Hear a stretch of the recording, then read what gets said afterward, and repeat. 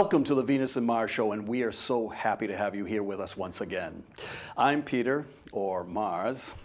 And I'm Anne, Venus. In this segment, we will be talking about the concept of assisted suicide, and does it have merits, and has its time come? We also have Christie Devine in the studio with us, and she will be talking about her experiences in the acting world. And as always, we wrap up with a special community acknowledgement. Assisted suicide. It's been a hot topic for the last couple of decades anyway. What we wanted to talk about tonight, though, was from a person's standpoint, from a person's point of view, I meant. Somebody who is terminally ill makes the decision that they want to end their life, either by verbal consent or by some written form, legal document, while they are, capable or cognizant. There's several things that those who are against this, they point out. One of the things is the Hippocratic Oath, and the Hippocratic Oath goes back centuries, in fact, maybe thousands of years, where a physician is more or less, they're there to preserve life, no matter what, not to take it away. What do you think about that, and more, especially in context of today's world? A physician, being against. Well, I do think that the physicians are trained and do take that oath in order to save the life and not take it. So you look back at the situation with Dr. Kevorkian, obviously that brought up a lot. Yeah, he brought it to the forefront. There's no doubt. Absolutely. The debate. But let's talk about the physician for a second now. The preserving life. That is somewhat, in my opinion anyway, that is not. It seems very cold. How about the care of someone, and that care is in their best interest, is what I'm saying. Making them pain-free. And what if they can't make them pain-free? They still have to do the best that they can in order to attain life until the higher-ups decide to take that from them. One of the other things they worry about is what they call a slippery slope.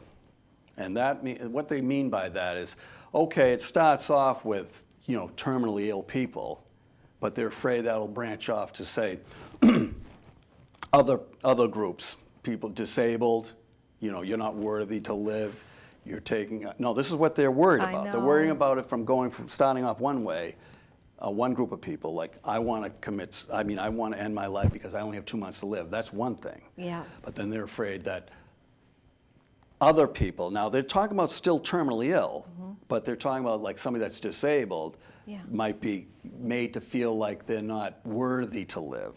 So I'm serious now. This is what some perfectly able people that don't feel that they're worthy to live either. Right. So that's a fine line between assisted suicide and suicide. Unfortunately, a disabled person doesn't always get to have control over how they want to do it. They just know they don't want to be here anymore. Well, it's not just society they're worried about. They're worried about potential abuses, especially among, believe it or not, family members. There might be a large estate. Dad, maybe it's good if you check out now so I can get my share instead of, there's that coercion, that pressure that may, it looks like they gave consent, but they were pressured from family members. That's some of the things that they're concerned about. And another thing is that this is an interesting statistic that 2009, Medicare spent $55 billion on doctors and hospital bills alone for the patient's last 2 years, last 2 months of their lives. That's a lot of money. So it makes you wonder, it's just the goodness of their hearts, or is there something they don't want to let go of? Obviously, it's a twofer. 55 billion? And that's just the last 2 months. How about the last 6 months? How about the last thing? Who knows what those numbers are? Well, it's funny because like 15, 20 years ago, I had a really good friend who ended up getting colon cancer. Didn't pay attention to the warning signs, and it ended up going into the liver. So it started to spread, and each time that she went, and they gave her the scan, it was more and more of the liver that was engulfed and eaten away by this disease. She was the one who made me think about pro-choice of assisted suicide. And all that she wanted was the fact that, I mean, she knew she was going to die. It was a vital organ. You can't replace it. There's just no hope. She didn't want the money, insurance company money being spent on her. She always said to me, if I could just have a pill on my nightstand and I could take it when I chose to, that would solve everything, and the money would go to somebody that has a chance, not be spent on me who doesn't. Well, that makes a lot of sense to me, and that's now going to lead into the reasons that we see, or we think, for at least considering the concept of assisted suicide. Now, this is a very personal decision. This is not for the state to decide. I'm not sure why they should. It gives a person the ability to die with some dignity, okay? I know... dignity and control. Yeah, dignity and control, right. Also, you know, we cannot discount the pain. I mean, pain management isn't where we would hope it would be. Some of these people are racked with pain and there's no hope. And sometimes they overdo it with the morphine in order to help them along right, but quicker. Right, and it also hurts the loved ones who have to watch this going on, okay? The other thing, too, is that we show a lot of compassion, as we should, for animals. I mean, when an animal is, you know, something's wrong, it's not going to live more than a couple of days, weeks, or months, what do? Euthanize it, because it's the humane thing to do. How come the same approach can't be given to people? What's the big deal? Murder. No, they call that murder. It's the word. Yeah, well... Okay. All right, well, the slippery slope, we're back to that, but we're on Yeah. the other side of it. Studies have shown and this was done by the state of Oregon and Switzerland, that the fears of the slippery slope have not been realized. Everything they worried about is simply not happening, okay? And also in 2014, according to a Medscape survey, the Medscape Ethics Report of 2014 found that 54% of U.S. physicians now support some form of assisted suicide. Already. Now they do. That's over half. That's up from 8% from 2010, I think. Okay, just in 4 short years, it was up 8%. So there's a change going on in the minds of physicians as well on this. Yeah. I know that my own father, who was, you know, got the sentence, he had was given 26 months. They said 2 years and 2 months. The 2 years that he lived were great. The last 2 months, I know that had this been available, I know he would have picked that. There's no doubt in my mind. And to see him go from, you know, 6 feet and 200 pounds to pretty much a mummified skeleton. Laying in a bed, fetal Laying in a position. bed, I'm not even sure he knew we were there. Yeah. Gasping for air. You know, it's just one of these things that, you know. I'm just sorry, Peter, for that. Yeah, no, but it's what I call, it's like an option. Nobody has to do it. You don't have to use that option, but I think that you would want that option. See, when we talk about things like assisted suicide, we were always talking about somebody else. What we're talking about is you in the situation. Yes. So if you're in the situation, I would think that most people, I would think, would at least want the option. Absolutely. I mean, it comes down to control. Yeah, right. It doesn't mean I have to use it. Maybe, you know, I want to hold on to the end. That's fine. Good. Absolutely. Right. But not to have the option, I don't know. I just Makes it I just more don't painful. I just don't understand it. And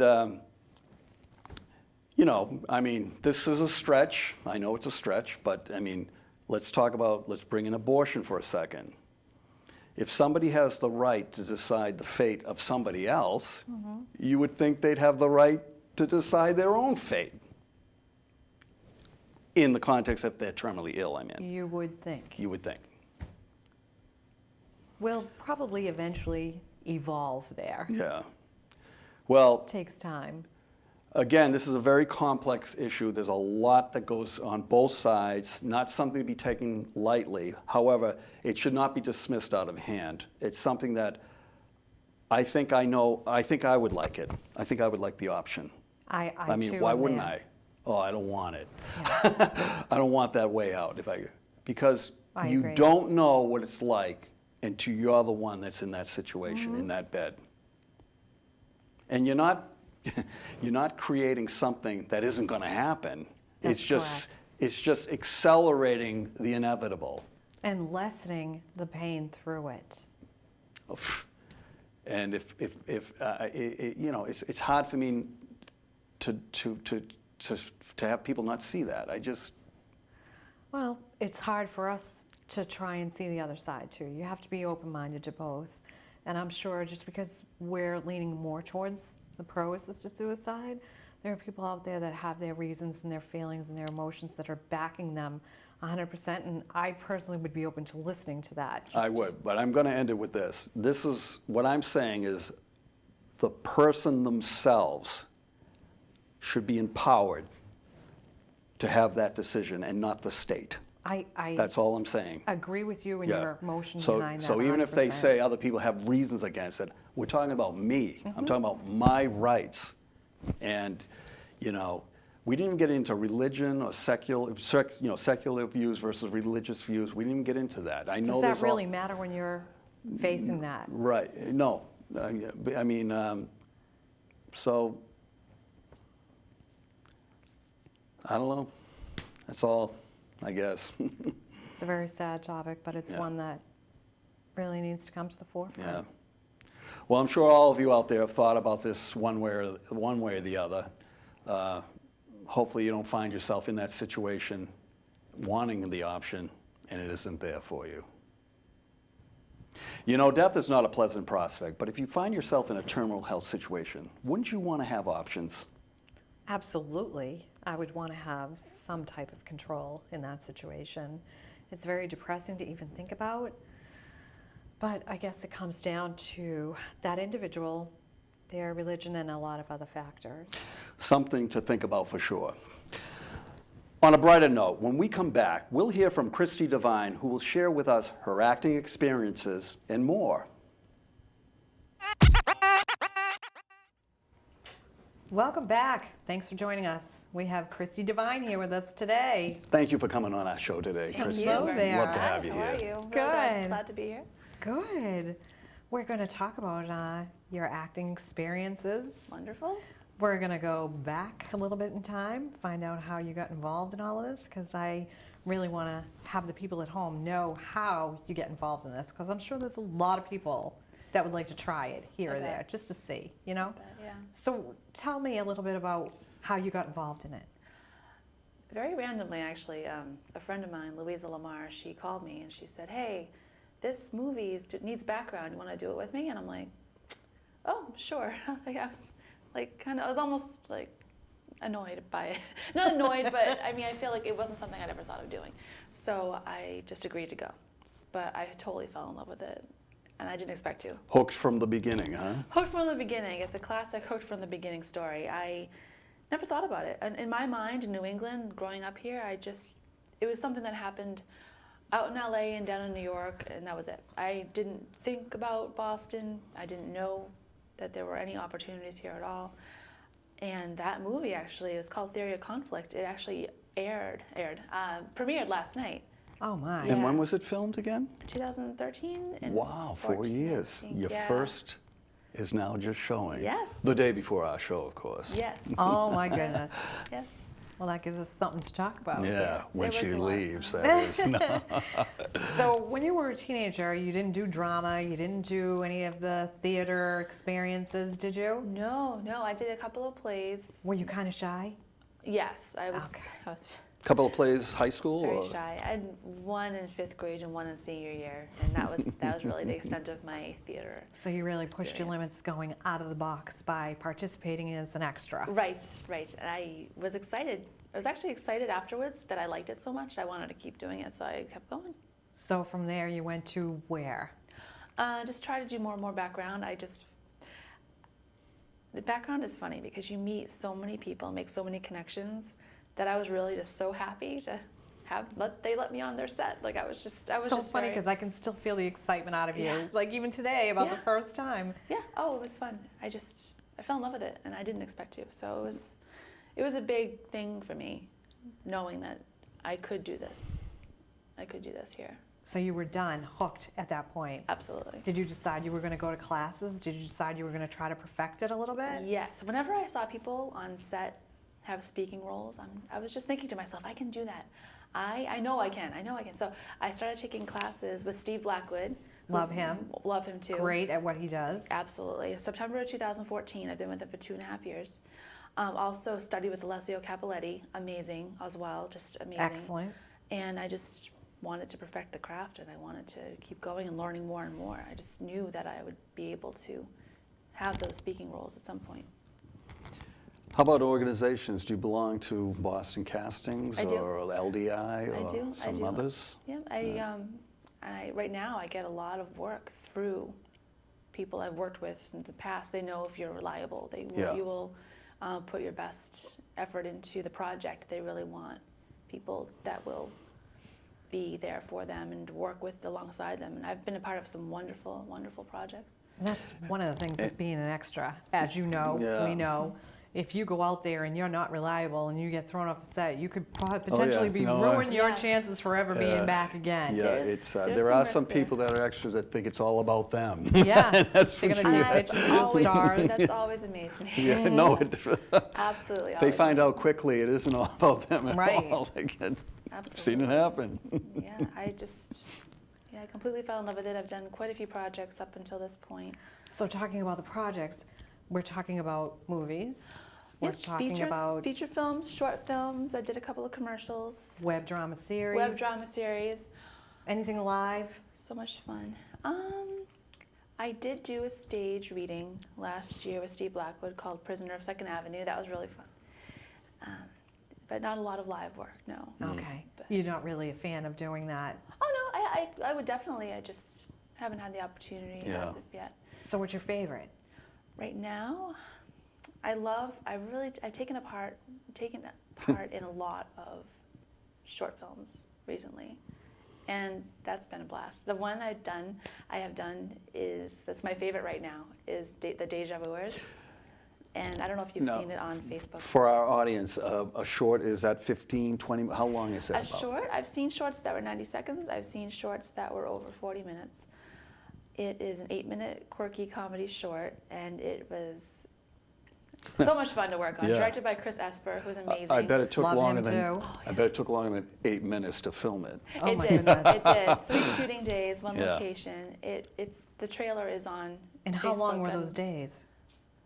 Very reasonable. I think it was 8 to 4, Oh, not bad which at is all. not Especially- typical. Not typical. Yeah. It's usually super early to super late. But 10 this to was- 15 hours. Yeah, it was a regular work day. And Short it was a day, blast. yeah. Short day, short film. It was a blast. It all Yeah. goes together. Yeah. That's great. But we had a great crew, great cast. It was just so much fun. Now, has your journey brought you in proximity to some big stars or anything?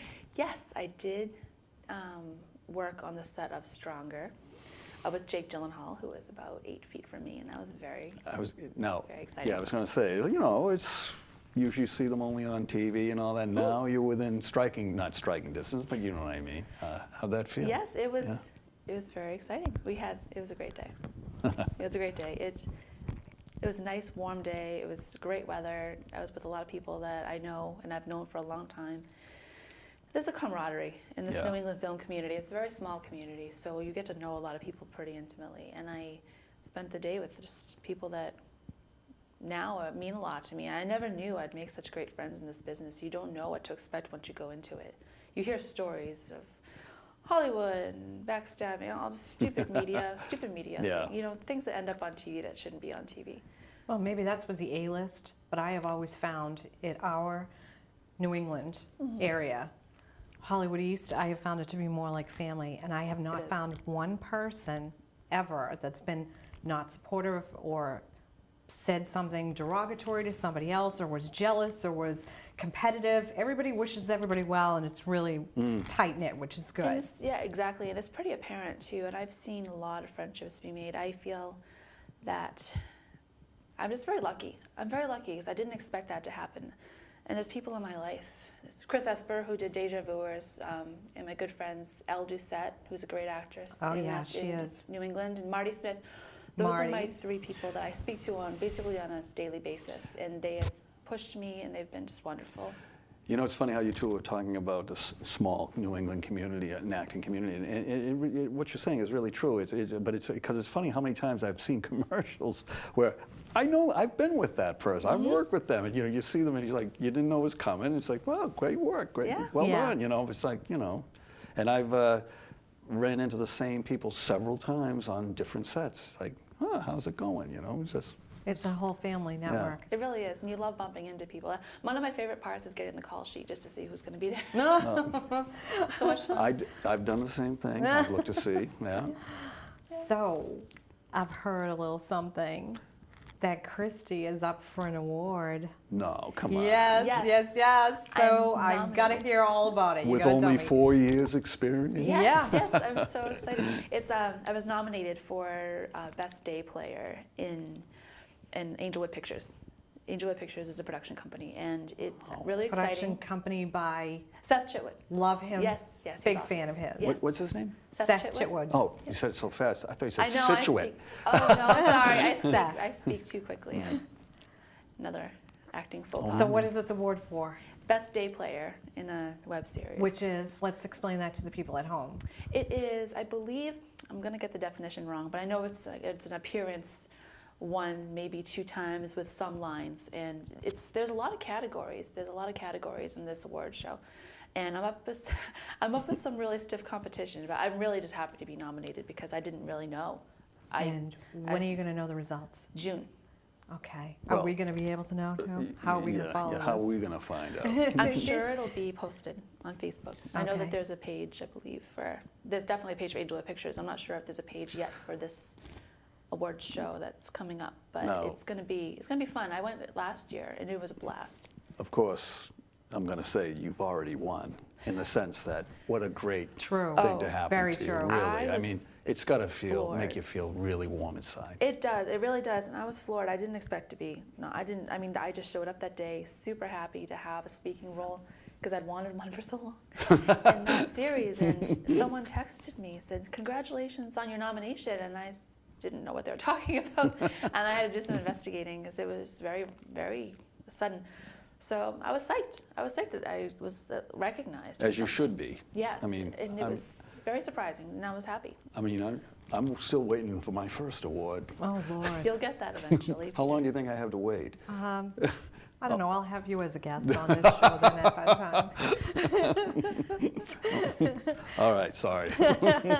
Well, Christie, thank you so much for joining us. Absolutely, I wish you absolutely. the best of luck with this award. Thank you. We're going to follow you. How can the people at home follow you? Yeah.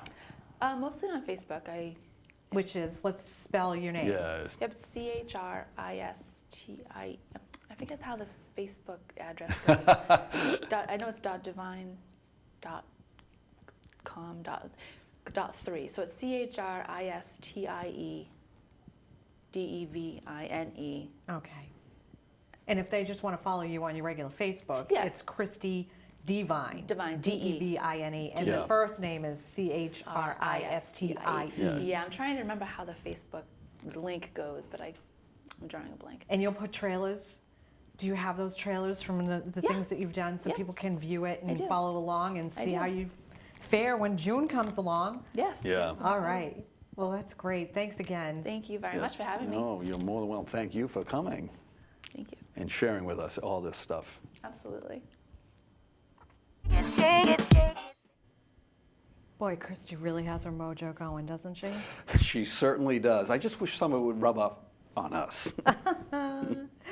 Well, if you would like to follow Christie, you can do so on Facebook. And it's CHRISTIE Devine, D-E-V-I-N-E. And hopefully we'll be seeing an award presented in June to her. Oh, that would be very nice. Yes. Okay, and now we would like to close out our show with a special appreciation of something very positive from our community. Ann? Tonight, we present the Plymouth Police Department Marine Unit. The Plymouth Police Department Marine Unit was established in 2010. This unit works very closely with the Massachusetts Environmental Police.